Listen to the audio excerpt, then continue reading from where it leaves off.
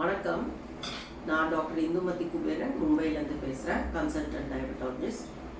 நான் நிறைய கமெண்ட்ஸில் படிக்கும்போது இந்த டயட்டை பற்றி இதை சாப்பிடாதீங்க அதை சாப்பிடாதீங்கன்னு சொல்லும்போது நிறைய பேர் ரொம்ப நொந்து, மேம் இதெல்லாம் சாப்பிடாம இருந்தால் என்ன வாழ்க்கை அப்படின்லாம் நிறைய பேர் கேட்டிருந்தீங்க.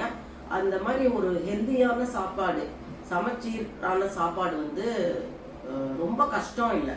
அதை ஃபாலோ பண்ணுறது அவ்வளோ கஷ்டம் இல்லை. நம்ம வேண்டாம்னு ஒதுக்குறதுலாம் ரொம்ப நம்ம வயிற்றுக்கு ஒவ்வாத உணவுகளை தான் நம்ம வேண்டாம்னு சொல்றோம். அதாவது மைதாவால் செய்யப்பட்ட உணவுகள் நம்ம குடலுக்கும் நல்லதில்லை, உடம்புக்கும் நல்லதில்லை. நீரிழிவு நோயை விட்டுருங்க, டயபெட்டிஸை விட்டுருங்க, ஜென்ரல் ஹெல்த்துக்கே இந்த மாதிரி மைதாவில் பண்ணக்கூடிய பண்ணங்கள் ரொம்ப ரொம்ப கெடுதி. ஸோ ஜென்ரல் ஹெல்த்துக்காகவும் இந்த டயட், நான் சொல்ல போகிற டயட்டை ஃபாலோ பண்ணுவோம். ஃபஸ்ட்டு நம்ம இது வேணாம் அதை வேணாம் இது வேணாம்னா சாப்பாடே வேணாம்னு நான் சொல்ல வரல. சாப்பாடு கண்டிப்பாக சாப்பிட்டுக்கணும், ஹெல்த்தியாக சாப்பிடுங்கன்னு தான் நான் சொல்ல வரேன். ஸோ காலை உணவு நான்வெஜ் சாப்பிட்றவங்களுக்கு 2-3 முட்டை, நிறையா ஸ்ப்ரவுட்ஸ் இல்லைன்னா சலாட், அதுக்கப்புறம் 2 இட்லி இல்லைன்னா 2 தோசை.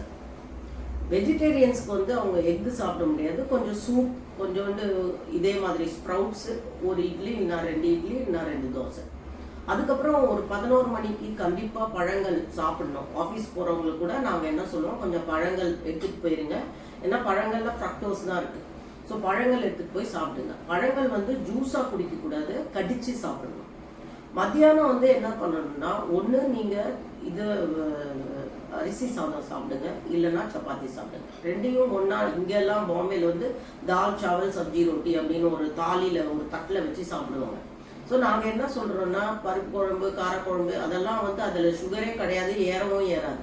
ஸோ குழம்பு எவ்வளோ வேணால் குடிங்க, எவ்வளோ வேணால் ரசம் குடிங்க, கூட்டு நிறைய சாப்பிட்டுக்கோங்க, கீரை நிறைய சாப்பிடலாம்.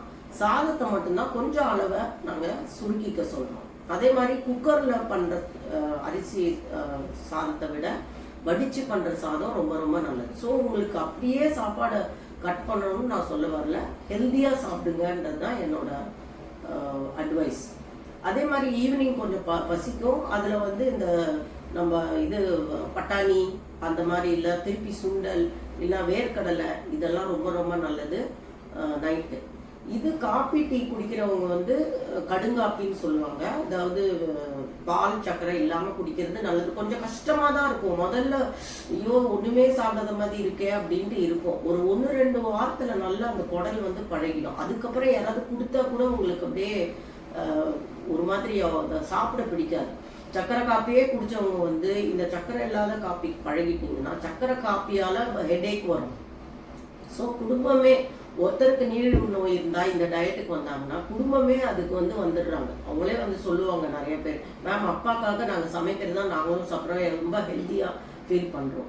இன்னொரு முக்கியமானது, இந்த ஹெல்த்தியாக சாப்பிட்டீங்கன்னா என்ன நன்மைகள்னா, உங்களுக்கு நிறைய ஆய்வுகளில் என்ன தெரியுதுன்னா, இப்படி ஹெல்த்தியாக சாப்பிடும்போது ஹார்ட் அட்டாக், ஸ்ட்ரோக், அப்புறம் கேன்சர், டிமென்ஷியானா அந்த மறதி நோய், இதெல்லாம் வராமல் இதனால தடுக்கலாம். இந்த ஹெல்தி டயட் சாப்பிட்றது ஒரு கட்டுப்பாடு, ஒரு டிசிப்ளின். எப்படி நம்ம காசு சேர்த்து வச்சு நம்ம கோல்டு வாங்குறோம், ப்ரீமியம் எல்ஐசி பாலிசிக்கு ப்ரீமியம் கட்டுறோம், அந்த மாதிரி தான் இது ஹெல்த்துக்கான ஒரு இன்வெஸ்ட்மெண்ட்டாக நினைக்கணுமே தவிர இதை ஒரு தண்டனையாக நினைக்கக்கூடாது. நீங்கள் அதெல்லாம் புரிஞ்சுப்பீங்கன்னு நினைக்கிறேன்.